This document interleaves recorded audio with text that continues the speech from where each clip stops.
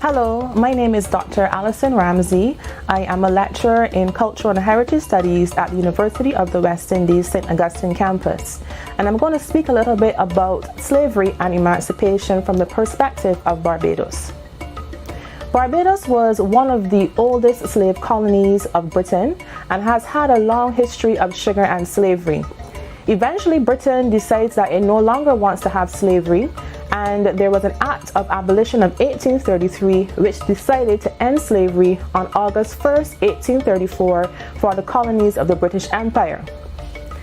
With this act, there was a decision that there would be compensation of £20 million and the apprenticeship system to be instituted. And this system said that you would have 4 years for non-predial slaves, those who were domestics and skilled, and 6 years of labor for those who were field slaves. Barbados had about 83,150 slaves at the end of slavery, and the planters were paid a compensation of £1.7 million. Now, the period of apprenticeship was one that was fraught with failure and challenges because the planter class wanted to continue the status quo that was happening within slavery. As a result of this, apprenticeship failed throughout the West Indies, and in May 1838, the Barbados Parliament passed legislation stating that emancipation will come in 1838 for all.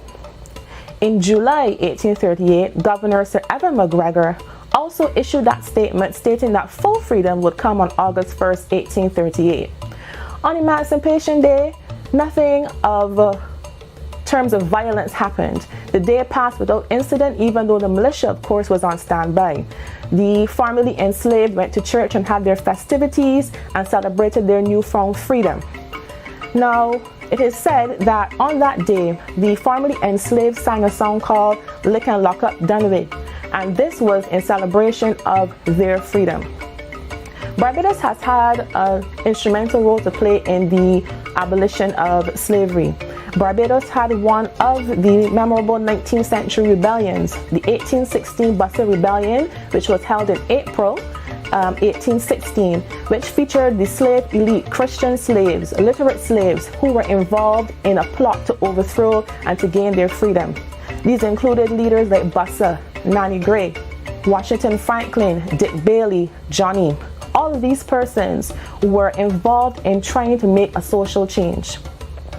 Now, when we think about emancipation, we have to think about what does this mean to us. Emancipation to us of the African diaspora, to those who are of African descent, should signify a difference, a change, and also a memory. And also, we also must think about how important this is to us. Now, our ancestors would have survived the Middle Passage, that journey from Africa to the Americas. They would have survived the horrors and trauma of slavery so that we can be here. And we should never forget them, because their footprints are imprinted on these islands. And those footprints are those things that make us who we are. And we should never forget slavery, and we should never forget where we come from. So after emancipation, Barbados does not necessarily change into a society where complete freedom is possible. Aspects of oppression continue with legislation like the Tenantry Act, which basically states you must work where you live, the Masters and Servants Act, which controls the movement of labor, and the Vagrancy Act, which controls the movement of people. But Barbadians were resilient people, and despite these oppressive tactics, they maintained steadfast and sought to prove themselves that they can progress. And some of them became businessmen, like London Born, who was a former enslaved person whose father purchased his freedom, and he became a wealthy merchant. We also have Barbadians migrating to Trinidad, British Guyana, Dominican Republic, Cuba, Panama, all over the world, to send remittances back to their families, to educate their children, to create businesses for themselves. That resilience and that strength comes from our African ancestors to overcome any type of oppression. And so when we think about Emancipation Day, we have to think about all of those steps that make the journey into what we are and who we have become.